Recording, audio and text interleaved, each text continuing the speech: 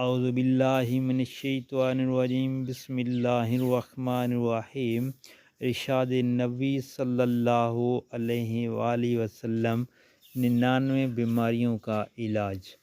نبی پاک صلی اللہ علیہ وسلم کا ارشاد ہے کہ جو شخص ان کلمات کا کثرت سے ذکر کرے گا، اللہ تعالیٰ اس کو 99 بیماریوں سے محفوظ رکھیں گے، اور سب سے جو چھوٹی بیماری پریشانی ہے اور اس میں وظیفہ یہ ہے، بسم اللہ الرحمن الرحیم، لا حول ولا قوت الا باللہ، بسم اللہ الرحمن الرحیم، لا حول ولا قوت الا باللہ۔